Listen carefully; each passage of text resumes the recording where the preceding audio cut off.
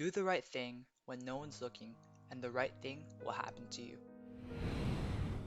June, where is your science project? Asked Miss Shelley, gesturing to June's bare desk. It hopped away, said June. Off your desk? Miss Shelley asked, and the classroom rang with giggles. No, said June through gritted teeth. The stupid project hopped away when I was trying to catch it down by the river, and I got splashed with disgusting river water, which was probably full of scum and germs and who knows what. I've taken 5 baths since then, and I still feel grimy all over. I swear, I won't feel clean again until I've taken a bath of Neosporin. Tragic enough, said Miss Shelley, rather caustically. It doesn't change the fact that you don't have a science project like everyone else, so you still get an F. June buried her face in her hands. She was having a really bad day. The worst of it was that this day was also her 12th birthday. Her birthday was on June 1st, which was how she had gotten her name. She had always been proud that she shared her birthday with Marilyn Monroe. The day's awfulness began when June decided to stay up until midnight so that she could witness the precise moment when she officially turned 12. Unfortunately, she chose the wrong moment to look away from the clock and missed it. Her day did not improve at breakfast.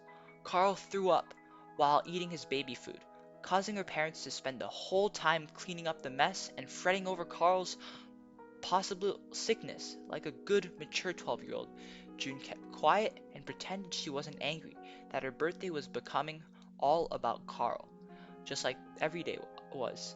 She understood rationally that it wasn't Carl's fault if he was sick, but it was just so unfair that birthday girl wasn't the center of tension in her home. June seemed to be angry a lot recently. Everyone said it was hormones, but she was pretty sure it started because everyone was so unfair to her nowadays. It had basically started when her parents had decided to have another kid, and just when June was becoming smart, mature, and dignified. She thought those grown-up qualities ought to be earning her respect and recognition, but instead they only seemed to earn her increased responsibility. Her parents cooed over unsmart, immature, undignified Carl, even as he behaved in ways which would never be tolerated from her. She was expected to know better, but she got no credit for knowing better. Instead, her parents only praised Carl for claiming she was the only one who was difficult, a handful, and so forth. Another thing which made her very angry was the fact that she still didn't have a cell phone. It was worse now that she was officially 1 year away from being a teenager. Would she have a cell phone by then? What kind of 21st century teenager didn't have a cell phone? It was bad enough not having one as a 21st century preteen. She felt shame and embarrassment whenever she thought about the fact that some of her peers had cell phones since kindergarten. She tried to explain this to her parents, but she couldn't seem to make them understand that they were practically forcing her to live as an Amish girl. Following Miss Shelley's science class, June's school day only worsened.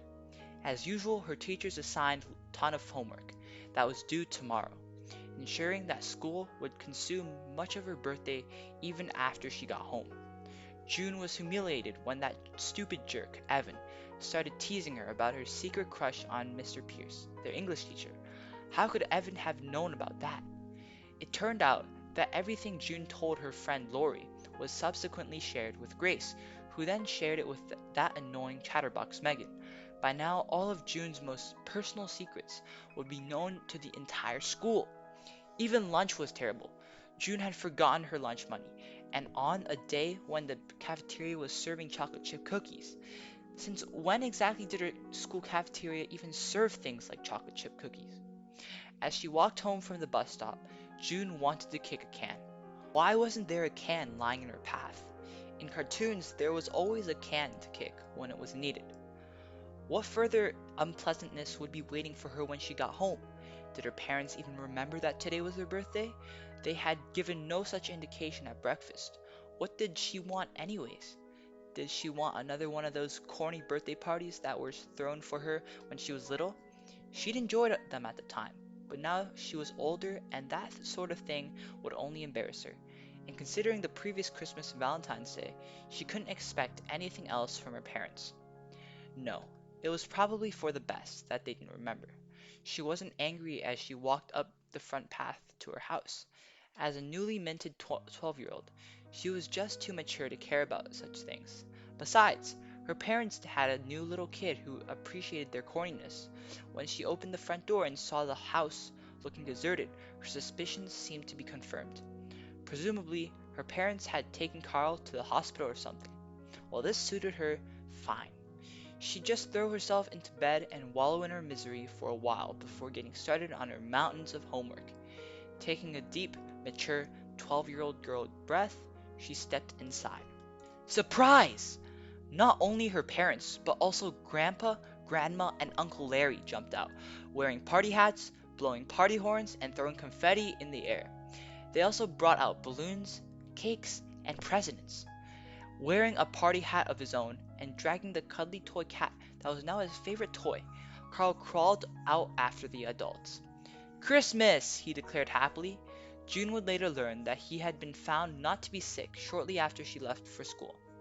The corniness was so much that she thought she'd die of embarrassment. If any of her friends saw her right now, her life would be over. Yet even as she blushed worse than when Evan had teased her about her crush on Mr. Pierce, June was also smiling. More than that, tears of joy were welling up in her eyes. When all was said and done, it seemed she was just happy to discover that she was still loved. Even though Carl was smaller and cuter, and she was maybe difficult sometimes.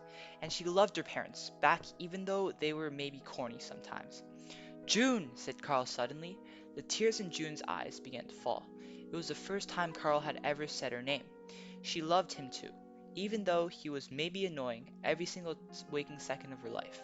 Wiping her tears because big girls weren't supposed to cry, she decided that even if she didn't receive her long-awaited cell phone today, this really was a good birthday after all. This video is dedicated to my grandma, whose birthday is today. Happy birthday, Grandma.